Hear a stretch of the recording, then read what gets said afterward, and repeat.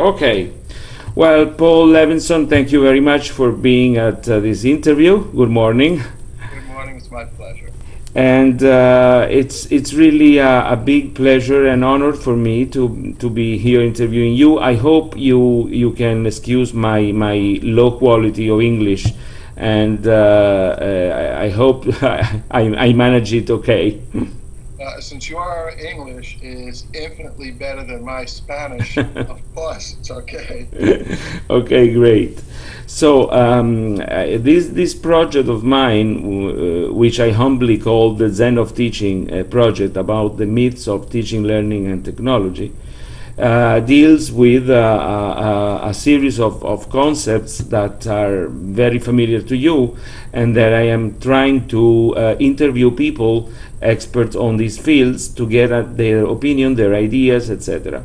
And apart from that, I'm also writing up a series of articles that sort of transform themselves into the idea of a book, which is online. I will send you the details later. So I would like to begin this interview with, of course, something that you will expect, being you a scholar of McLuhan, of media communications, and also having known personally Neil Postman and his, of course, his work. So I would like to ask you, what is the relevance of McLuhan today in terms of education and in terms of the media impact on education? What do you think?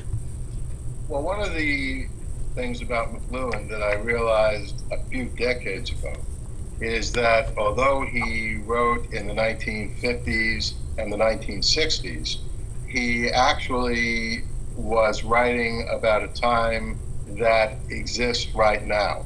So interestingly, I think McLuhan is, with every day that passes and with every day that the global village is moving from being a metaphor to a reality, McLuhan and his ideas become more relevant for all aspects of life that work through media and information. And obviously education is something which exists in a matrix of information and communication. Education is itself intrinsically a form of communication. So probably the single most important point of relevance that McLuhan's work has, and his notion back in 1962 that electronic media were turning the world into a global village, and the fact that that village is now a reality because we do have people around the world like you and me who can easily communicate. The classroom has become something which is much more than a room that some people might happen to be in. The physical place has become much less important in education. And along with that, so has the physical book that you hold in your hand. And what has surged in importance and in many ways has surpassed, but not completely replaced, the physical place and not completely replaced the physical book, but certainly has surpassed those forms, is the internet. And well, take Wikipedia, for example. If someone is in search of information, all they have to do is log on to Wikipedia. One of the things I discovered also, and I write about in New Media, in both editions of the book, both the 2009 first edition and the second edition, which will be published in about a month. I'm just finishing off with the index of that, is as I was writing the book, I had questions about several things, and I would put up a question in my Facebook status, and sometimes within seconds, and I'm not exaggerating, there would be an answer. So that is exactly education. It's not education in the classroom. Sure. It's not education from a professor to students. It's the world educating itself constantly. Yeah, indeed. I love that example, and you also are an expert, and you use a lot the blogging thing, and you wrote about it in that book. So I'm happy to hear also that position about the classroom and the fact that we educate ourselves. And now you say that, and I think you agree on with Neil Postman, that the messenger today is the medium itself. I found a very nice quote from Postman's book, the teaching as a subversive activity. Is of course an old book in a way, but a very, very fine book. And it says something very, very interesting about the duality, the dichotomy between content and method.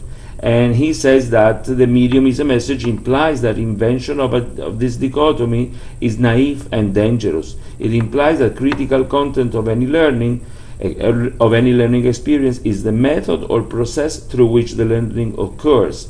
And that's a very fascinating thought to me. Because I have been exploring this idea of the content in a course, and as somebody says, there is a sort of dictatorship of content, and I like the wording of that phrase that came up at a conference recently. So what do you say about that? The message, the receiver and of the message, and so on about this. Well, the point that I like most is the artificiality of even the distinction between medium versus content, and the discussion and argument over which is supreme. I think misses the point that you really can't have one without the other. So McLuhan obviously talked about the medium of television, but if you had no content on television, what would the television be? It would just be a screen. You know, right now we're talking through the medium of Skype, which in turn is a medium within the larger medium of the laptop that I'm using and whatever you're using, and all of that exists in the medium of the internet and so forth. But the point is, if we weren't having a conversation, you know, the so-called content of this, those things wouldn't be media. They'd just be interesting little devices to look at. They might be objects of art, you know, that we would enjoy the sculpturing of it, and we might even enjoy looking at our own reflection in the mirror of the computer screen if we look at it in a certain way. But the content is what makes a medium a medium. And on the one hand, you can't have content without a medium because something has to communicate the content. And on the other hand, you can't have a medium without content because a medium without content would not be a medium, it would be just a piece of interesting junk. So really both of these exist interlocked, and they're both necessary conditions for the other to have its impact. You might, as McLuhan pointed out correctly, pay too much attention to the content and ignore the medium, and therefore not be able to understand what's going on. But it's equally a path to error if all we do is focus on the medium and forget about the content. They're both parts of the same process. Of the same process. And what do you think about this new media, new media being the in a sense having transferred the having shifted the equation also among what we called once consumers, who are now producers and consumers at the same time of that content. So would you say that in the setting of a classroom that is relevant? Yes, it's very relevant. First of all, once again, McLuhan got there first in understanding that process. He made an observation which is not as well known as the medium, as the message or the global village or the other things that McLuhan is so well known for. But it always struck me, even back when I first heard it in the 1970s, when McLuhan observed that the Xerox machine, photocopying, has turned every author into a publisher. Now, what he meant by that is, you know, you could write something, handwrite it or type it, again, before computers, and you go to a Xerox shop and you can make up copies and send it out. Not quite the same as getting your book in a bookstore, but nonetheless a very primitive form of publishing. And that is one of the first times that in a mass medium, in this case writing and publishing, a new technology empowered the consumer to become a producer in a very limited way. Now, what's happening all over, and this is really the central theme of my book, New Media, is that every new medium that we use, whether it's YouTube, where it's just about as easy to produce your own video as to watch a video. You're recording this on Skype, you can put it up on YouTube. You know, that's how easy it is. And, you know, you read a blog, it's just about as easy to write a blog post as it is to read a blog post, and all of those media. And what's happening as far as, again, education is concerned, and this is very, very interesting, the professor used to be, in general, someone who taught the books of others to his or her students. So whether it's in English and you teach Charles Dickens, or you're teaching a course in evolution and biology, so you teach Charles Darwin. I'm sure there are many other Charles examples I could use, but the fundamental dynamics were the same. You, the professor, had read and understood a great book, and you were teaching that to the students. Now, although that's still the case, increasingly what's happening is professors are writing their own books. Students are reading things that professors have written, videos that professors have put up on YouTube, podcasts that professors have recorded, along with the traditional number of books. And so this also, with a small d, is democratizing the educational process. And all of these developments are part of a very, very profound revolution. I don't think that's too strong a word. It affects politics, as in the Arab Spring and Occupy Wall Street, but it also affects education in a softer way. It doesn't get all that much attention. But the revolution is, for the first time in human history, the balance of consumers and producers is changing to give consumers much more producing power, and many more human minds are entering the process. And let's face it, our species needs all the help it can get. You know, we're always teetering on the edge of some catastrophe of our own making. And in the past, one of the problems has been too many intelligent minds were not in the process. And what the new media regime has done is it's opened up the gates. And Wikipedia is a good metaphor for this, because anybody can edit on Wikipedia.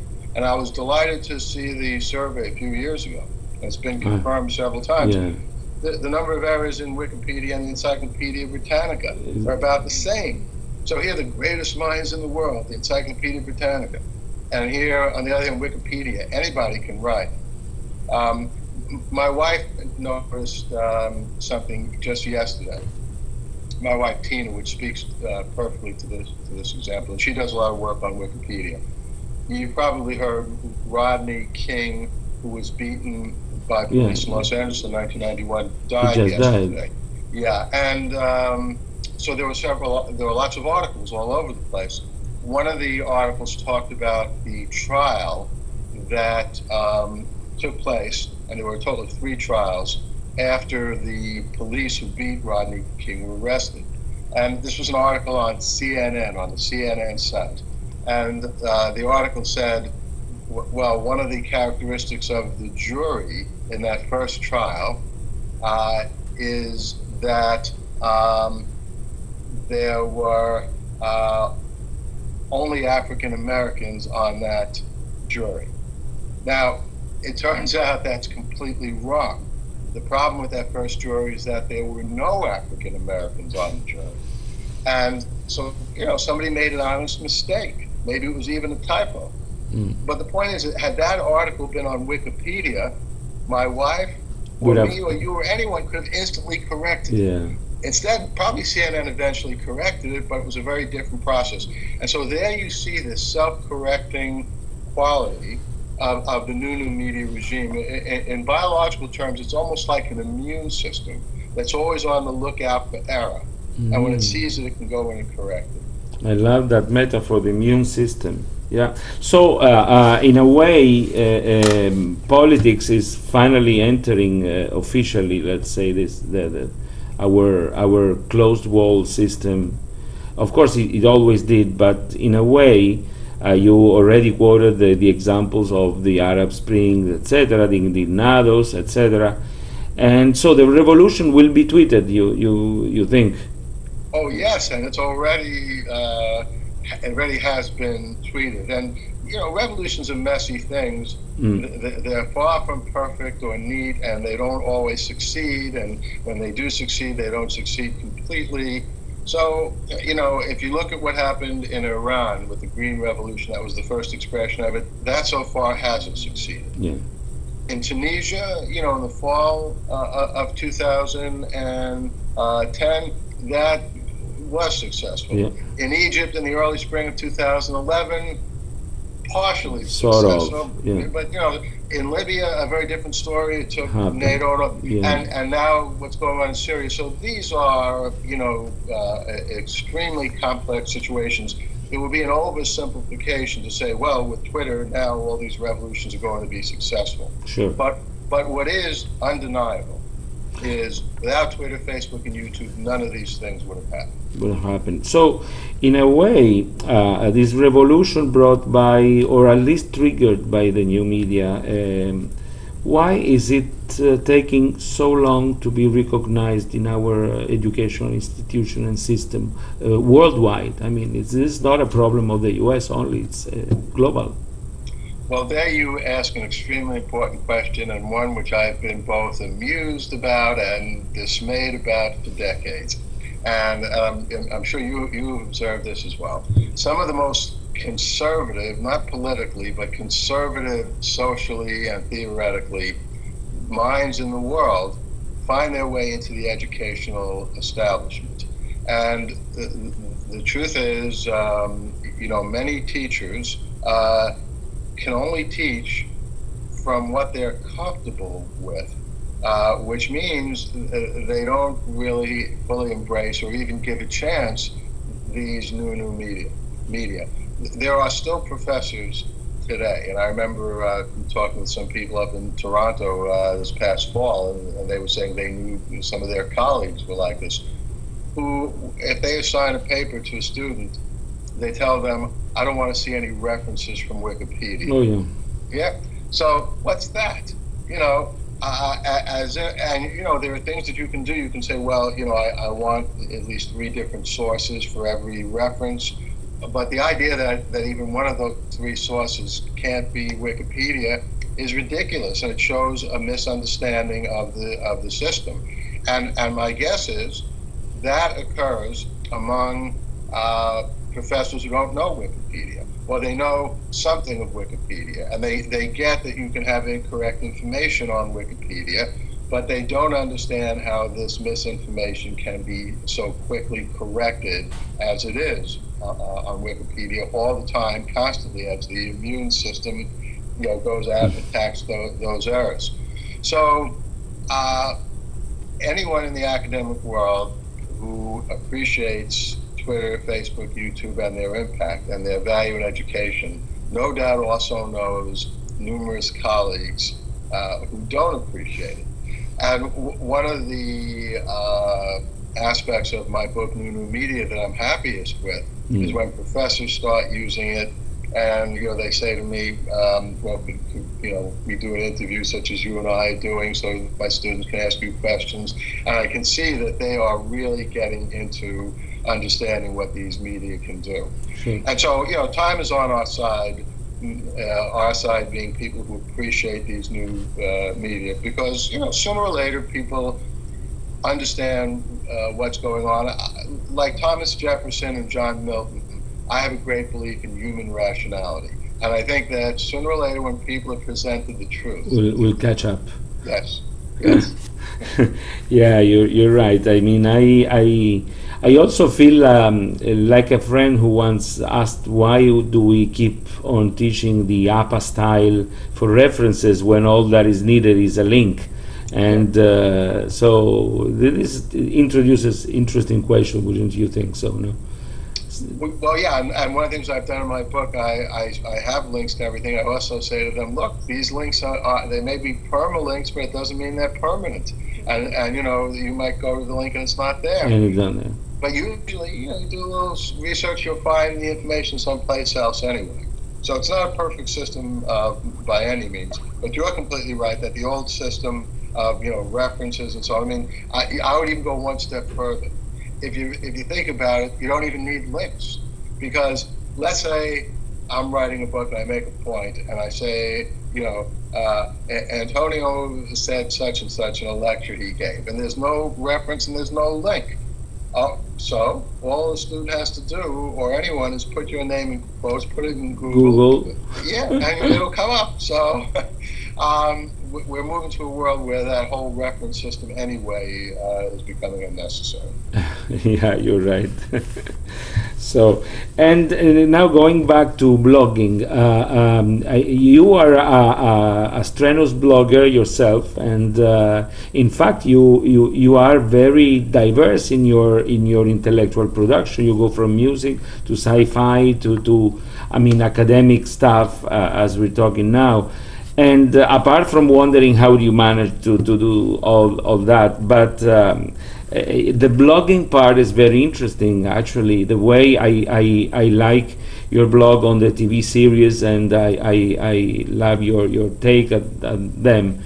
And the blogs, I believe that in education they have a really strong point if they will survive. But I think they will. So what's your take on that? I love blogging, and blogging is really the first new medium. Wikipedia is the oldest system that has a name, Wikipedia, and then Facebook and YouTube and so on. But blogging, the general process of blogging, is at least 4 or 5 years older than Wikipedia, even called blogging. And then before blogging, there was something called computer conferencing. On bulletin boards where people would put up comments, and some of those comments would be the length of a blog post. And what I found is most ideas can be presented in varying size packages. You can just have a few words, which is what a tweet would be. You can have a book. You can have an article. The blog comes in, as you know, as usually a few paragraphs, 3, 4, 5, 6 paragraphs. I find that to be the ideal length for thoughts that I have about a television series, about a concert that I saw, about a political point of view where I want to make a point. There's something about 3 or 4 or 5 paragraphs that really, for me at least, and I suspect for many other people as well, is just the ideal form to get those points out. And this gets, I think, at an interesting larger question, which is, what does the human mind like as a reader and as a producer? And I think that the human mind does have great flexibility. It likes many different things. But there is something magical about the 4 or 5 paragraph size package. Magical in the sense that just as when we see a certain color, it makes us feel good, or if we look at a beach or a forest or whatever, it's just, in that sense, it's aesthetically pleasing. There's something intellectually pleasing about the length of a blog, and that's why I think it's worked so well. So I expect it will continue. And I was talking earlier about how easy it is to put up a YouTube video or a photograph, but still in all, probably the blog is the easiest thing to put up. The photograph is easy to put up too, but the video, even if you're just capturing it on your phone and you're uploading it to YouTube, it takes a little time to process. It may not come out the right. But the blog, you sit down and you write it, and it's there when it goes out to the world. It's very immediate, indeed. And personally, I found that inside the classroom it's very valuable. I love Garner Campbell's and Jim Groom's idea about syndicating a whole class into one major blog and then seeing how students interact. and I let students talk about everything, not only about things that deal with the class itself. And it's a nice experience for them. Mostly at the undergraduate level, I found that's being very, very, very viable, and they love to express themselves. And also that, in my opinion, gives perhaps for the first time to students the power to express themselves, and to be listened, and to be also not shut down in a drawer at the end of the semester. I mean, which is what happens with other systems or other usual stuff. So yeah, well, two very important points there. One is, in the traditional classroom, only one student can talk at the same time. When you're blogging or doing things online, everybody can talk at the same time. There's no problem. And then the second point you make, which in some ways is even more important, and I like that point, shut down in a drawer. When a traditional classroom ends, it's over. Unless you have a time machine, exactly, you can't go back there. But what I do, for example, I'm starting to teach a class in July. I've been teaching for 4 or 5 years now. It's called Politics and New Media. And one of the things that happens to graduate level classes, students each write their own blog. And it's not a requirement, but I always say to them, hey, you can continue the blog when the class is over. And in fact, many students have continued their blogs after the class is over, and that's great. Yeah, indeed, it's very, very, very nice. So since we talked about references and this stuff and Wikipedia, etc., I would like to ask you, what is about libraries? What do you think about libraries? What's the future of the libraries? Well, first of all, I love a library, and getting back to the aesthetic level of the cognitive process, I think everyone who loves knowledge knows that feeling of going to a library and finding something on the shelves you didn't expect to be there. That's wonderful. But nonetheless, realistically, the library is also moving into the digital age. The library is the equivalent of the in-person classroom. It is a place in an age in which information was wedded to pages in books, and the books in turn were held in libraries on shelves for people to take out and read. And it's going to be a long time before everything in every library is thoroughly digitized and available to everyone online. But we're beginning to move into that process. And I think whether it's a matter of decades or a little longer or a little shorter, we're going to see an increasing use of online media and a decrease in physical libraries. And I realized this a long time ago. Back in I guess the first example was one of my early books called Mind at Large: Knowing in the Technological Ages, published in 1988. And I'll never forget. It was the end of the summer, and in fact I was on Cape Cod in the same place I am now, and I came back home, and there was email and early web connections then. And I got a call from my publisher saying, this book is all set to go to press. And this was like a conversation like 2 o'clock in the afternoon. And, the NYU library, which I was using in those days, I wasn't yet teaching at Fordham. I went down there to look at, get these references. Well, much to my horror, they were doing some construction in front of the library, and so the library was closed for that day. It was like a day in early September. So I was trying to decide what to do, and then like a couple of other things happened, and to make a long story short, it's 2 o'clock in the morning, and I'm back home, and I had managed to get references, but I was still missing one reference, because I guess I went to the New York Public Library, I couldn't find it there, and I realized that I'd gotten emails at some point saying that NYU has a new online card catalog, and that, you know, it was a very complicated thing, but if you logged on, you got your password exactly right and verified who you are and all that stuff, you could gain access on a temporary basis. It was such a new catalog in 1988. So I did that, and I'll never forget, it was at this point now 2:30 in the morning, and I logged on to the NYU online catalog and got that final reference that I needed, added it to the bibliography, drove up to the publisher the next morning, and gave them the amended bibliography. And that was really the first time I realized, look, libraries are physical places. They can be shut down because of construction. There can be a blizzard that prevents you from getting there. Now, obviously, digital systems get shut down also. So again, it's not as if they're perfect. But in principle, the digital system can be open 24 hours a day, 7 days a week, no problem. And that is why I think libraries in general will be moving online. But nonetheless, they will continue in some form for a very, very long time, because as long as there is even one book that's in an in-person library that's not available online somewhere, that library will have a raison d'etre, a reason for being.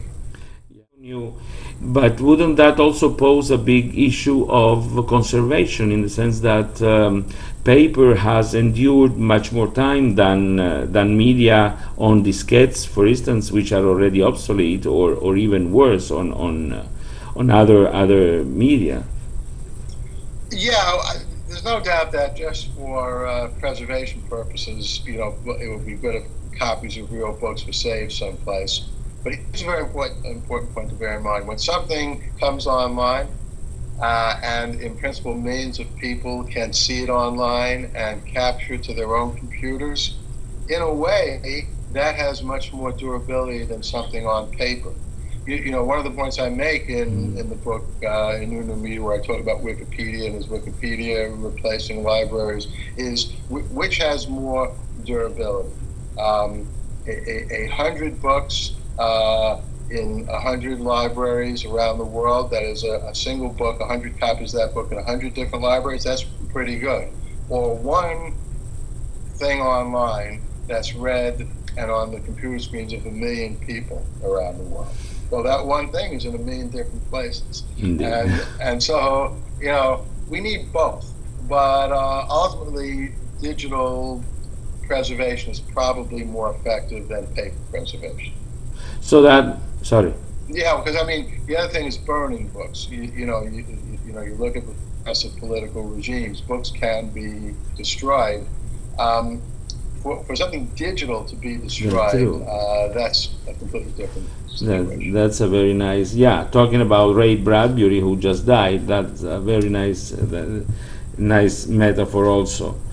Yeah, indeed. So, I mean, books can be destroyed, and people are afraid precisely about the death of the book, that concept that also McLuhan in a way brought, and other people with the idea that this will kill that. No, the famous metaphor that came from the Notre Dame novel. So what about that? Well, one of the things I've noticed in the history of media is very few things die out completely. Hieroglyphics was, you know, certainly in the Middle East, and therefore the West, replaced by the alphabet. But ideographic writing continues in China, so that ancient system, that wasn't wiped out. You know, silent movies look like they were completely wiped out. And just last year, what happened? You know, we have one right up there with the Academy Awards.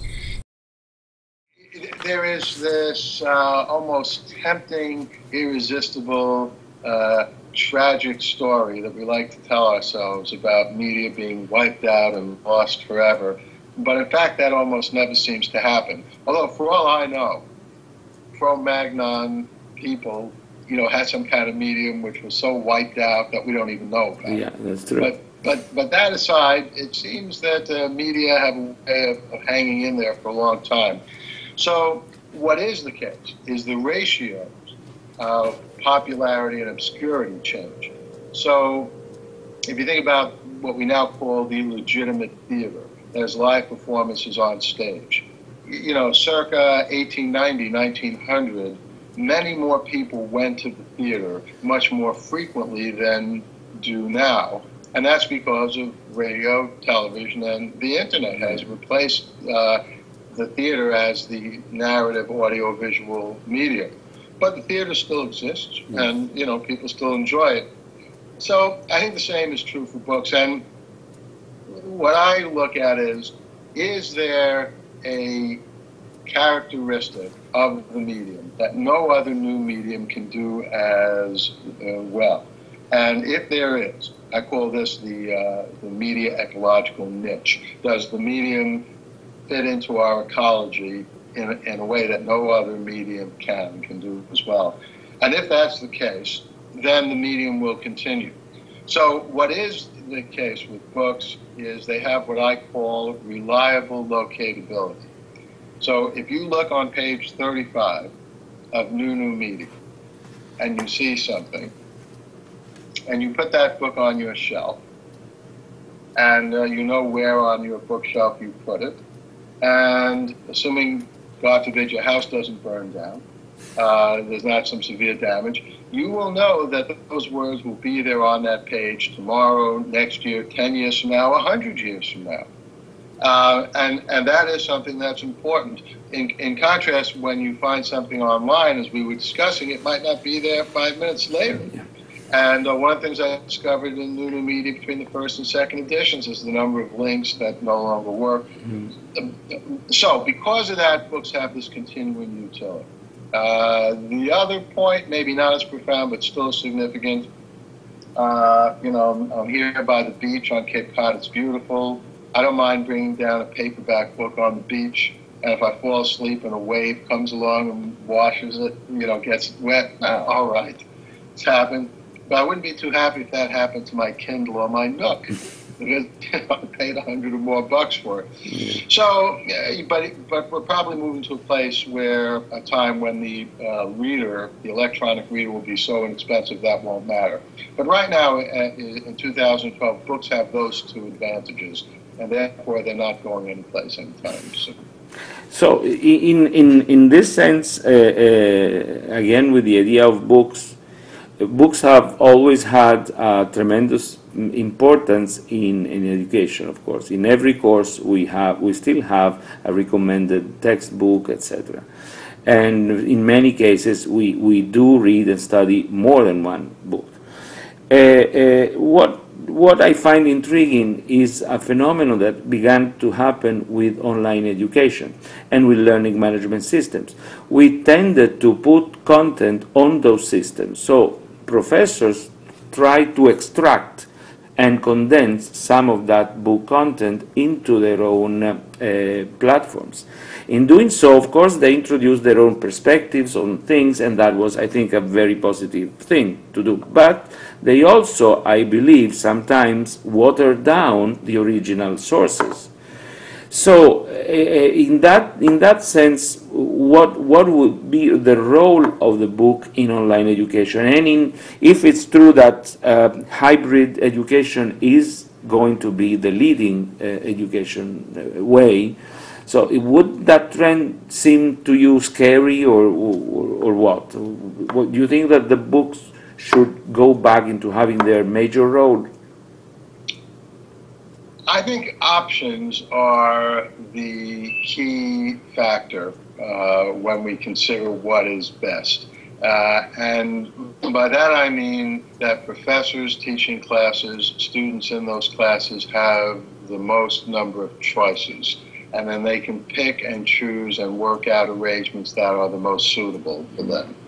If you're teaching an introductory course where you have a lot of material that you're covering, it's not all that practical to have 50 books assigned so the students can go into depth on each and every topic.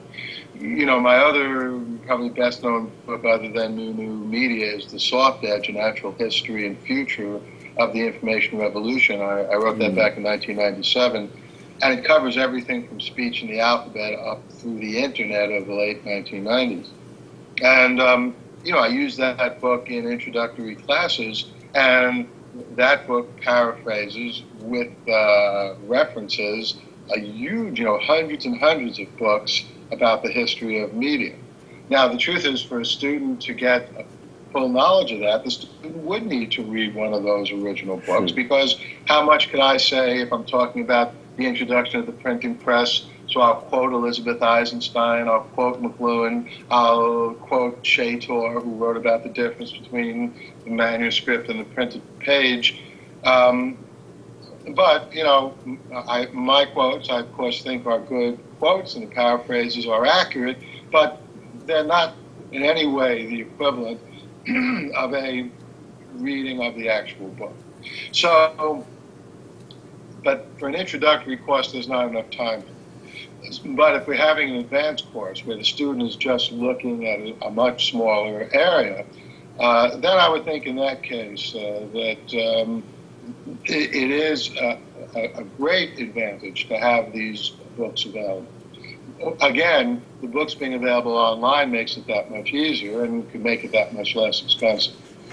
So it's not an either-or choice at all. It's more a question of having the resources at hand that work best for what you're doing.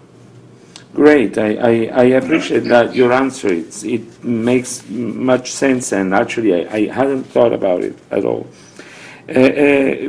I'm going sort of toward the end of the interview. I don't want really it to go on too long, but the new media and the new media are part of a general trend in the evolution of technology. And what do you think about the impact of technology? Is technology, like Kevin Kelly who likes to say, what defines us human? Well, I actually like Sir Peter Medawar, the British biologist, who wrote back in the 1960s that what's most human about us is our technology. And if you look at the biological world, I mean, one way of looking at the biological world is technology runs very deep. It has great biological antiquity. Birds build nests. Even viruses move matter around. So the rearrangement of material in the biological world to suit the purposes of life is very old. But human beings bring something unique to that process. We invest this rearranged material, not just with whatever genetic programming has led us to build a nest or build a dam if we're a beaver, or make a spider web if we're a spider. We do that, but we invest in those technologies, our dreams, our aspirations, our plans, our logic, our foresight, and it is through technology that I think we not only are part of the cosmos, but we actually participate in the evolution of the cosmos. With every new technology that we make, we are in a small way rebuilding the cosmos to our own specifications. And that's about as close, I think, as we become to being, in effect, gods ourselves. Because anytime we extend and recreate the cosmos, we're acting almost like gods. So, to say that technologies define us, it's okay to say that, but I think that that's not wrong. But the emphasis is a little wrong, because it puts the cart before the horse. Yes, we express ourselves through technologies, and we remake the cosmos through our technologies. And in doing that, we do change ourselves to some extent. But it's not as if the technologies somehow are dictating to us what we must be. Because after all is said and done, technologies are not autonomous. They don't have existence independent of human beings. Yeah, I suppose you could build a robot or some kind of machine that works on its own, but even that can't do too much without human beings controlling it. So we are the human beings who are selecting which technologies survive. To use the Darwinian example, it's not the survival of the fittest technologies chosen by other technologies. It's survival of the fittest technologies defined by us, meaning which technologies do we think work best. And that's why we have Twitter, Facebook, YouTube, because we, the people, decided those technologies work best for us. You know, anyone will tell you that, 5, 10, 15, 20, 30, 40 or more years after they were in school, something they learned in school becomes relevant to what they're doing in their real life and is helpful to them. So because of that, I would say as long as education isn't getting in the way of a particular avenue that you might be able to explore, it is worth getting the education. And you should get it and learn as much as you can. It is true in terms of the job market. In general, the more education you have, the more employable you are. But again, as we all know, education isn't quite the same as the real world. And if there is something you can do in the real world, if, say, you are a great songwriter, and the choice is going in and recording an album or being in school for a term or whatever, take the term off from school and record the album is what my advice would be. But on the other hand, if you don't have that much going on in your life or whatever, getting an education is a good way to improve yourself. Great.